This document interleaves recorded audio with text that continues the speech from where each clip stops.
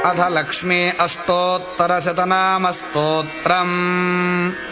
लक्ष्मीनाथसमारम्भाम् नाथयामुनमध्यमाम् अस्मदाचार्यपर्यन्ताम् वन्दे गुरुपरम्पराम्।